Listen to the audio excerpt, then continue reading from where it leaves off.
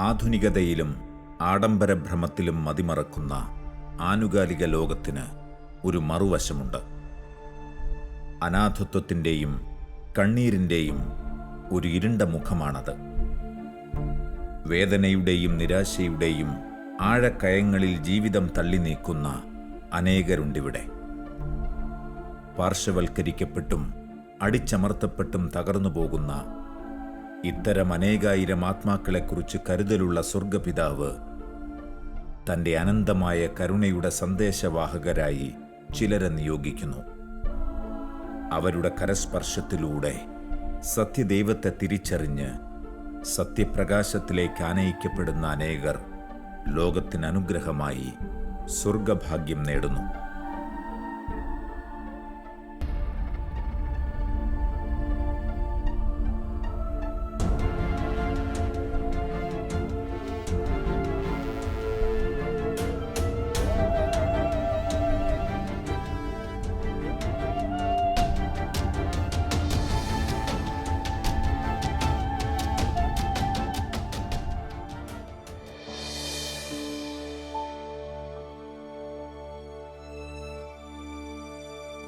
വേദനിക്കുന്നവരോടും രോഗികളോടും ദൈവികമായ അനുകമ്പയുണ്ടായിരുന്ന monsignor Joseph C പഞ്ഞിക്കാരൻ്റെ ദീർഘവീക്ഷണത്തിൽ നിന്നുമാണ് medical sisters of saint Joseph എന്ന ധർമ്മഗിരി സന്യാസിനി സമൂഹം രൂപം കൊള്ളുന്നത്.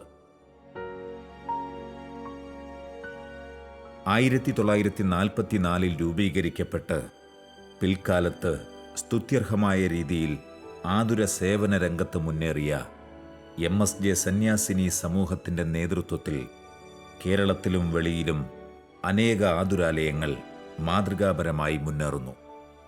ദേവദാസൻ ജോസഫ് സി പഞ്ഞിക്കാരനച്ഛൻ്റെ ആഴമായ ദൈവാനുഭവത്തിൽ നിന്നും രോഗികളോടും ദരിദ്രരോടുമുള്ള കരുണാർദ്രമായ സ്നേഹത്തിൽ നിന്നും ഉടലെടുത്തതാണ് medical sisters of Saint Joseph അല്ലെങ്കിൽ MSJ ധർമ്മഗിരി സിസ്റ്റേഴ്സ് എന്ന സന്യാസ സമൂഹം.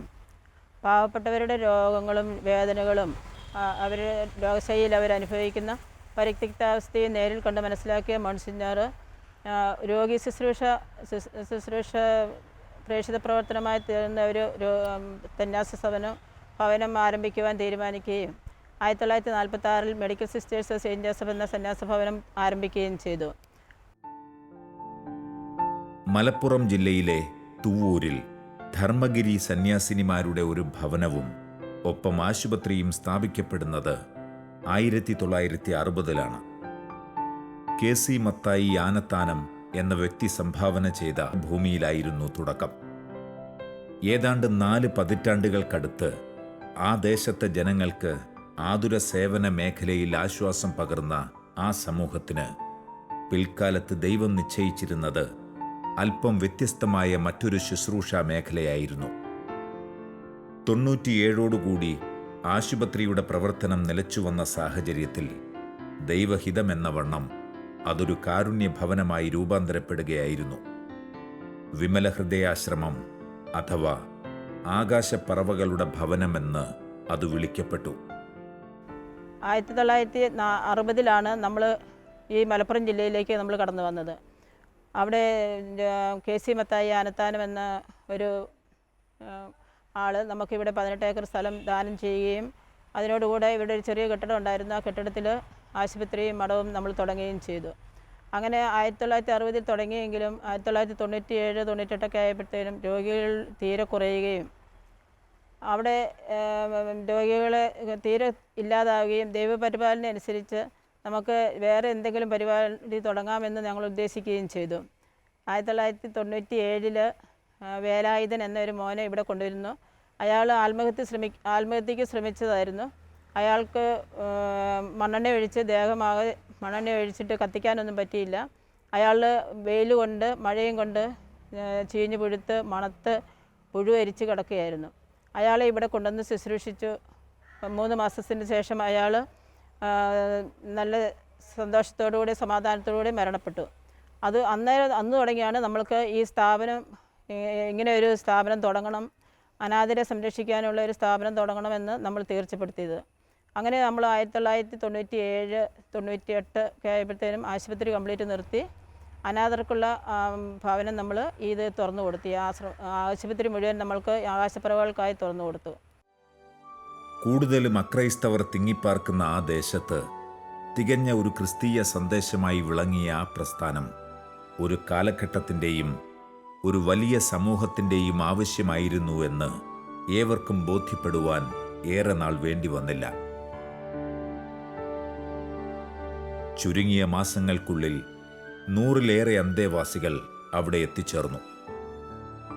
നിലവിലുണ്ടായിരുന്ന സൗകര്യങ്ങൾ മതിയാവാതെ വന്നു. എന്നാൽ തികഞ്ഞ ദൈവിക പദ്ധതിയുടെ പിൻബലത്തിൽ രൂപപ്പെട്ട ആ ഭവനത്തെ ദൈവം അതിശയകരമായ രീതിയിൽ വളർത്തുകയായിരുന്നു. മത്തായിയുടെ സുവിശേഷം 25-ാം അധ്യായം 35-ാം വാക്യത്തിൽ പറയുന്നുണ്ടല്ലോ, നിങ്ങൾ എനിക്ക് വിശന്നു, നിങ്ങൾ എനിക്ക് ഭക്ഷണം തന്നു, എനിക്ക് ദാഹിച്ചു, നിങ്ങൾ എനിക്ക് കുടിക്കാൻ തന്നു, ഞാൻ പരദേശിയായിരുന്നു, നിങ്ങൾ എന്നെ സ്വീകരിച്ചു, ഞാൻ നഗ്നനായിരുന്നു, നിങ്ങൾ എന്നെ ഉടുപ്പിച്ചു, ഞാൻ രോഗിയായിരുന്നു, നിങ്ങൾ എന്നെ ശുശ്രൂഷിച്ചു, ഞാൻ കാരാഗ്രഹത്തിലായിരുന്നു, നിങ്ങൾ എന്നെ സന്ദർശിച്ചു എന്ന് ഉള്ള തിരുവചനം വീണ്ടും വീണ്ടും നമുക്ക് കിട്ടി. അങ്ങനെയാണ് നമ്മൾ തെരുവിലെ മക്കളെ, ആകാശപ്പറവുകളെ നമ്മൾ സ്വീകരിക്കാനുള്ള ഒരു പ്രേരണ നമുക്ക് ലഭിച്ചത്. ആ പ്രേരണയോട് കൂടെയാണ് നമ്മൾ ഇതുകൊണ്ട് പിന്നെ ഈ പുറത്തുനിന്ന് വന്ന് ജടകെട്ടി നീണ്ട മുടിയും താടിയും കീറിപ്പറിഞ്ഞ മുഷിഞ്ഞാറിയ വസ്ത്രങ്ങളും തോളിൽ വലിയ മാറാപ്പും കയറി തെരുവുകളിലും കടത്തിണ്ണകളിലും റെയിൽവേ സ്റ്റേഷനിലും ഗവൺമെൻറ് ആശുപത്രികളിലും മരച്ചുവട്ടിലും പിന്നെ മക്കൾ ഉപേക്ഷിച്ച മാതാപിതാക്കൾ ഉപേക്ഷിച്ച കുഞ്ഞുമക്കളും അങ്ങനെ ഒത്തിരി കാര്യങ്ങൾ, ഇതിന് ഒരു നേരത്തെ വയറ് നിറയ്ക്കാൻ വേണ്ടിയിട്ട് ശരീരം വിറ്റ് ജീവിച്ച പെണ്ണുങ്ങൾ, പിന്നെ ഗർഭിണികളായിട്ടുള്ളവർ, പിന്നെ അങ്ങനെ ഒത്തിരി ചുവന്ന തെരുവിലെ മക്കൾ, ബാലന്മാർ, അങ്ങനെ പിന്നെ ഈ മദ്യത്തിനും മയക്കുമരുന്നിനൊക്കെ അടിമയായിട്ടുള്ള ഒത്തിരി പേരുണ്ടായിരുന്നു. പിന്നെ ഈ തൊടലെ പൂട്ടിയിട്ട് റൂമുകളിൽ പൂട്ടിയിട്ട് വൃത്തികേടായിട്ട് തുണി കൊടുക്കാണ്ട് എല്ലാം അങ്ങനെ ഒരുമാതിരി തരത്തിൽ കിടന്ന് ചീഞ്ഞ പുഴുക്കളൊക്കെ ആയിട്ട് കിടന്ന ആൾക്കാരെ എല്ലാം നമ്മൾ കൊണ്ടുവന്നിട്ടുണ്ട്. അങ്ങനെയാണ് ഈ സ്ഥാപനം നമ്മൾ തുടങ്ങിയത്.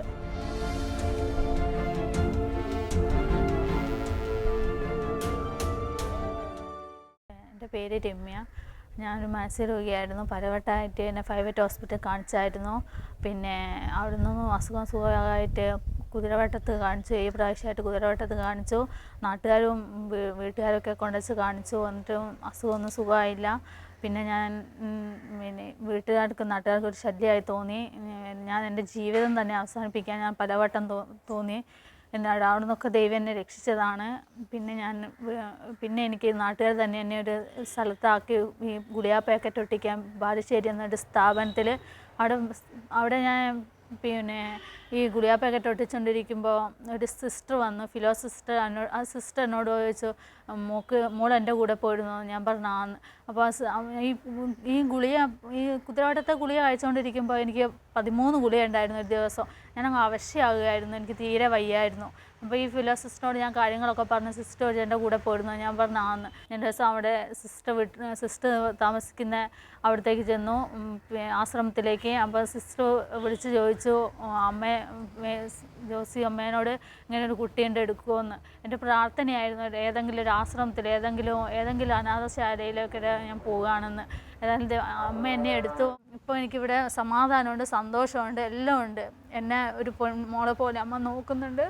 ഈ അമ്മ ഇല്ലായിരുന്നെങ്കിൽ ഞാൻ എന്ത് ചെയ്യായിരുന്നെന്ന് ഞാൻ പലവട്ടം ആലോചിച്ച് നോക്കിയിട്ടുണ്ട്. പല വിധത്തിൽ ഉപേക്ഷിക്കപ്പെടുന്നവർ, രോഗാവസ്ഥകളിലും മാനസിക തകർച്ചകളിലും പെട്ട് ഒറ്റപ്പെട്ടു പോകുന്നവർ, കടുത്ത ആരോഗ്യ പ്രശ്നങ്ങളാൽ പുറന്തള്ളപ്പെടുന്നവർ, ഇങ്ങനെ ഏതൊരു സമൂഹത്തിലും പാർശ്വവൽക്കരിക്കപ്പെടുന്നവർ അനവധിയാണ്. പിറന്നു വീഴുന്ന പിഞ്ചു കുഞ്ഞുങ്ങൾ മുതൽ വൃദ്ധർ വരെയുള്ള അനേകരാണ് വിമല ഹൃദയാശ്രമത്തിൽ അംഗങ്ങളായി എത്തിയത്. മോൺസിഞ്ഞോർ ജോസഫ് സി പഞ്ഞിക്കാരൻ്റെ വചനാധിഷ്ഠിതമായ കാഴ്ചപ്പാടുകളോട് ചേർന്ന് നിന്നുകൊണ്ടുള്ള ഈ സന്യാസിനി സമൂഹത്തിൻ്റെ സമർപ്പണം അനേക ആത്മാക്കൾക്ക് തുണയായി മാറി. വലിയ മാനസിക രോഗികൾ, ഭയങ്കര ബഹളം വെച്ച് പോലീസുകാർക്ക് പോലും കൂടെ പേടിയായിട്ടുള്ള മാനസിക രോഗികളെ നമ്മുടെ അടുത്ത് കൊണ്ടുവന്നിട്ടുണ്ട്. അപ്പോൾ എല്ലാം നമ്മൾക്ക് ദൈവം നമ്മളൊരു കൊന്ത പിടിച്ചിട്ടുണ്ടാവും, അത്രേ ഉള്ളൂ. അവരെക്കായും സ്നേഹത്തോടു കൂടെ നമ്മൾ വിളിക്കുമ്പോൾ അവർ നമ്മളുടെ അടുത്തേക്ക് വരും, ഇറങ്ങി വരും നമ്മളുടെ അടുത്തേക്ക്. അങ്ങനെയാണ് നമ്മൾ ഇവരെ കൈകാര്യം ചെയ്യുന്നത്. പിന്നെ വലിയ ഭ്രാന്തന്മാരും വലിയ ഭ്രാന്തികളും ഇതിനകത്ത് വന്നിട്ടുണ്ട്. ഈ കുതിരവട്ടത്തും മറ്റ് ഉളമ്പാറയൊക്കെ ഉപേക്ഷിച്ച് വിട്ട് അവരിറക്കി വിട്ടവരൊക്കെ ഭയങ്കര ഭ്രാന്തന്മാരൊക്കെ വന്നിട്ടുണ്ട്. അവരെല്ലാം നമ്മൾക്ക് സ്നേഹത്തോടുകൂടെ ഒരു സ്നേഹ ശുശ്രൂഷയാണ് ഇതിനകത്ത് കൂടുതലായിട്ട് വരുന്നത്. നമ്മൾ ഈ മരുന്നിനേക്കാൾ ഉപരിയായി ഇവരോട് സ്നേഹത്തോടുകൂടി സംസാരിക്കുകയും പെരുമാറുകയും ചെയ്താൽ ഇവർക്ക് രോഗങ്ങളെല്ലാം സുഖപ്പെടും. അപ്പോൾ കരുണാർദ്ര സ്നേഹം വഴി മനുഷ്യഹൃദയങ്ങളിലേക്ക് എത്തിക്കുക എന്നുള്ളതായിരുന്നു മോൺസിഞ്ഞോറിൻ്റെ ഇത്. ഈ ചെറിയവരിലൊരുവനെ നിങ്ങൾ ചെയ്തു കൊടുത്തപ്പോൾ എനിക്ക് തന്നെയാണ് ചെയ്തു തന്നത് എന്ന ആ തിരുവചനത്തിൽ ആശ്രയിച്ച് മോൺസിഞ്ഞോർ പറഞ്ഞതനുസരിച്ച് നമുക്ക് ഈ സ്ഥാപനം നന്നായി കൊണ്ടുപോകാൻ നമുക്ക് സാധിക്കുന്നുണ്ട്. ഈ തൂവൂരുള്ള വിമല ഹൃദയാശ്രമം അല്ലെങ്കിൽ ആകാശപ്രോൾ എന്ന് ഞങ്ങൾ വിളിക്കുന്ന സ്ഥാപനം ആരോരുമില്ലാത്ത ആളുകളെ സംബന്ധിച്ചിടത്തോളം ഒരു ആശാകേന്ദ്രമാണ്. പോലീസിനെ സംബന്ധിച്ചിടത്തോളം ഞങ്ങളുടെ സ്റ്റേഷൻ ലിമിറ്റിൽ പെടുന്ന പല ആളുകളെ ഇങ്ങനെ കണ്ടെത്തി കിട്ടിക്കഴിയുമ്പോൾ നമ്മൾക്ക് ഏറ്റവും പെട്ടെന്ന് അവരെ എത്തിക്കാൻ പറ്റുന്ന ഒരു സ്ഥലമാണിത്. മാത്രമല്ല ഇവിടുത്തെ സിസ്റ്റേഴ്സും ഇവിടുത്തെ ആളുകളും നമ്മളോട് വളരെയധികം സഹകരിച്ചാണ് പ്രവർത്തിക്കുന്നത്. ഇപ്പോൾ കഴിഞ്ഞ മെയ് മാസം 2-ാം തീയതി 2 പെൺകുട്ടികളുടെ വിവാഹം സിസ്റ്റർ മുൻകൈയെടുത്ത് നടത്തി കൊടുത്തു. ഇനിയിപ്പോൾ ഈ മാസം അടുത്ത മാസം തന്നെ 6 പെൺകുട്ടികളുടെ വിവാഹം കൂടി നടത്തുന്നുണ്ട്. പോലീസുകാർ നിത്യേന ഇവിടെ മിക്കപ്പോഴും സന്ദർശിക്കാറുണ്ട്, നമ്മളിവരെ കാണാറുണ്ട്. ഈ സമൂഹത്തിന് മാത്രമല്ല എല്ലാ ജനങ്ങളും, ഇപ്പോൾ ക്രൈസ്തവ സമൂഹത്തിൽപ്പെട്ട ആളുകൾ മാത്രമല്ല, നാനാ മതസ്ഥരെല്ലാവരും ഈ സ്ഥാപനം സന്ദർശിക്കുകയും ഇവരുമായിട്ട് മിങ്കിൾ ചെയ്ത് പോകാറുണ്ട്. ഇവിടെ വരുമ്പോൾ നമ്മളിവിടെ വന്ന് ഇവിടെയുള്ള ഈ ആളുകളുടെ കൂടെ കൂടുതൽ മിങ്കിൾ ചെയ്യുമ്പോൾ നമ്മളുടെ കുറച്ച് ഈഗോയും നമ്മൾ ആര് ആണെന്നുള്ള നമുക്കൊരു തിരിച്ചറിവ് ഉണ്ടാവാറുണ്ട്.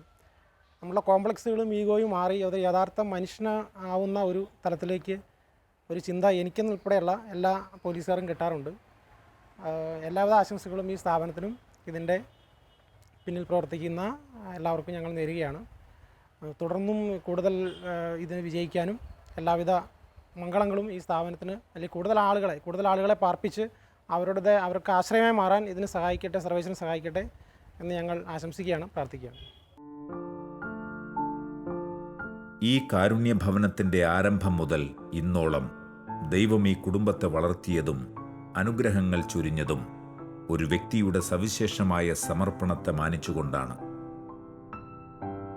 1997 ഹോസ്പിറ്റൽ വിമല ഹൃദയാശ്രമമായി മാറി അനേകാത്മാക്കൾക്ക് അഭയമേകുവാനുള്ള ദൈവിക പദ്ധതി തുടക്കം കുറിച്ചതു മുതൽ അവിടുത്തേക്ക് വിധേയപ്പെട്ട് ആ പദ്ധതിയുടെ പൂർത്തീകരണത്തിനായി അധ്വാനിച്ച സിസ്റ്റർ ജോസിയാണ് അത്.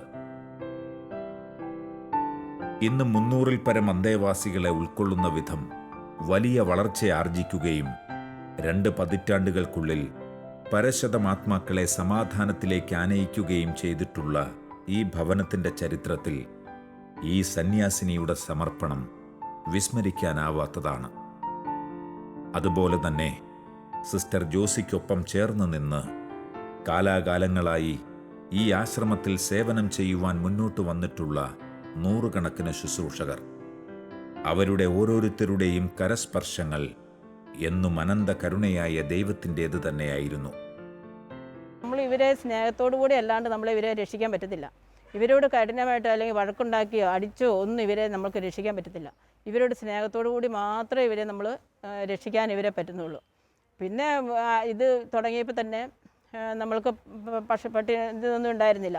അപ്പോൾ പിന്നെ നമ്മൾ ഓരോ ബൈബിൾ വാക്യം എടുക്കുമ്പോഴത്തേനും നിങ്ങൾ ആദ്യം അവിടുത്തെ രാജ്യവും അവിടുത്തെ നീതിയും അന്വേഷിക്കുകയും അതോടൊപ്പം നിങ്ങൾക്ക് എല്ലാം ലഭിക്കും എന്നുള്ള ഒരു തിരുവചനം കിട്ടിയപ്പോഴാണ് നമ്മൾ സ്ഥാപനം പിന്നെയും നമ്മൾ പണിയാൻ തുടങ്ങിയത്. അത് ശരിക്കും പറഞ്ഞാൽ നമുക്ക് ഫോറിൻ പൈസകളൊന്നും കിട്ടിയിട്ടില്ല. നാട്ടിലാണേലും നമ്മൾ അതിമാത്രമൊന്നും ആരും സഹായിച്ചിട്ടില്ല. എങ്ങനെയാണേലും ദൈവത്തിൻ്റെ അനന്ത പരിപാലനയിൽ നമ്മൾ ഈ സ്ഥാപനം നന്നായിട്ട് കൊണ്ടുപോകാൻ നമുക്ക് പറ്റുന്നുണ്ട്. ഓരോ സമയത്തും നമുക്കിപ്പം ജനറേറ്റർ ഇല്ല, അല്ലെങ്കിൽ അങ്ങനത്തെ ഓരോന്നില്ല, ഗ്യാസ് പ്ലാന്റ്, വാഷിംഗ് മെഷീൻ, അങ്ങനെ നമ്മൾ വിചാരിക്കുന്ന ഏതാണെന്ന് നമുക്കത് അപ്പം തന്നെ ദൈവം ആ സമയത്ത് നമുക്ക് തരും. അതെങ്ങനെയെങ്കിലും ആരെങ്കിലും വഴി അല്ലെങ്കിൽ എന്താണ് ഉണ്ട് അത് ചെയ്തു തരും. പിന്നെ പട്ടിണി കിടക്കുന്ന ഒരു സമയത്ത് നമുക്ക് അരിയൊക്കെ തീരാറായപ്പം നമുക്ക് അരി തീർന്ന് മക്കളെ പ്രാർത്ഥിച്ചു എന്ന് പറഞ്ഞപ്പം അതൊരു 10 കൊല്ലം മുമ്പാണ്. അന്നേരം ഇത് അരി തീർന്നെന്ന് പറഞ്ഞത് നമ്മളോട് ആരും അറിയാണ്ട് ഒരു 5 ചാക്കരി ഒരു പിക്കപ്പിനകത്ത് ഇവിടെ ആൾക്കാർ കൊണ്ടുവന്നു. അതുപോലെ എല്ലാം ദൈവം ആ സമയാസമയങ്ങളിൽ നമുക്ക് വേണ്ടി തരും. അതാരാണെന്നും പറഞ്ഞില്ല, എവിടെ നിന്നാണെന്നൊന്നും പറഞ്ഞില്ല. 5 ചാക്ക് അരി നമുക്കിവിടെ കൊണ്ടുതന്നു. ഈ ആശ്രമത്തിന്റെ വളർച്ചയിലും നടത്തിപ്പിലും ദൈവനിയോഗമെന്നവണ്ണം സഹകരിച്ചിട്ടുള്ളവരും ഇന്നും താങ്ങായി നിൽക്കുന്നവരും അനവധിയാണ്. മരുഭൂമിയിൽ കാടപ്പക്ഷികളെ അയച്ചും ദാരിദ്ര്യത്തിൽ വിസ്മയനീയമായ വിധത്തിൽ ആഹാരമെത്തിച്ചും അനേകരെ പാലിച്ച ദൈവം സജീവമായി ഇടപെട്ട അനുഭവങ്ങൾ ഇവിടെയും അനവധി.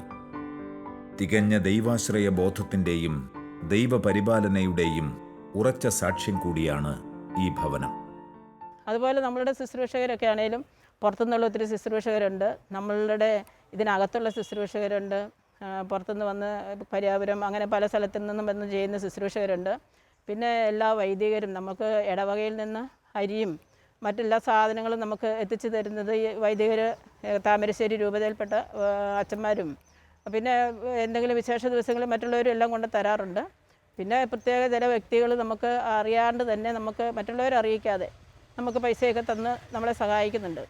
അങ്ങനെയാണ് ഈ സ്ഥാപനം മുന്നോട്ട് പോകുന്നത്.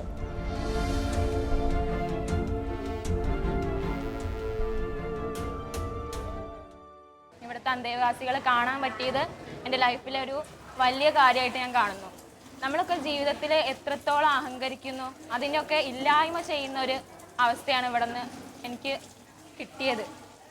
ഞങ്ങൾ കോളേജിൽ നിന്ന് NSS യൂണിറ്റ് പങ്കെടുക്കുന്ന രണ്ടാമത്തെ ഒരു പ്രോഗ്രാമാണ് ഇത്.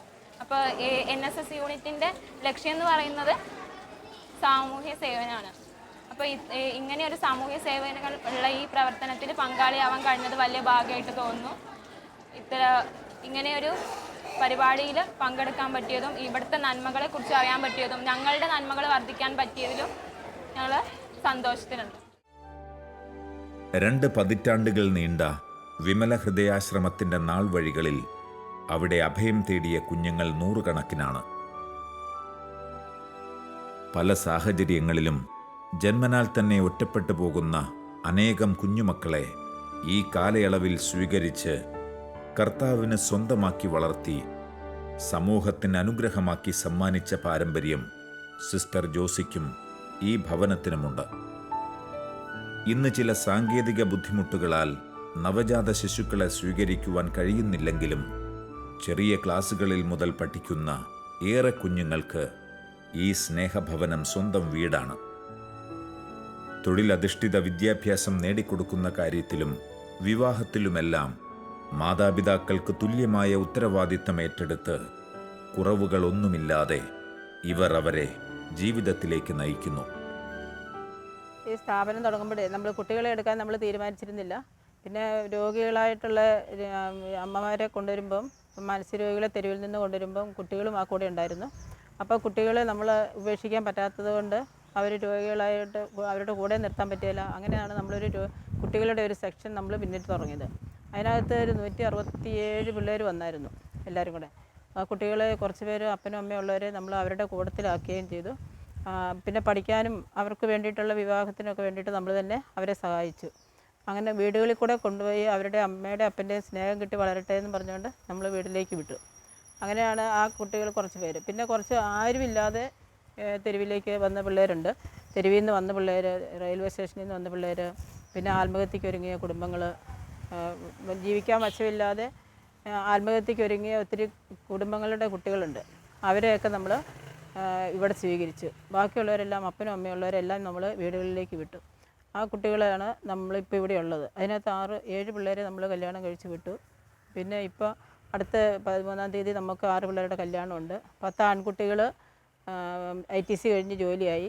ഇക്കൊല്ലം 2 ആൺകുട്ടികൾ ഓട്ടോമൊബൈൽ പഠിക്കുന്നുണ്ട്. പിന്നെ 12 ആൺകുട്ടികളെ നമ്മൾ ഒറ്റപ്പാലത്ത് കഴിഞ്ഞ കൊല്ലം തുടങ്ങി.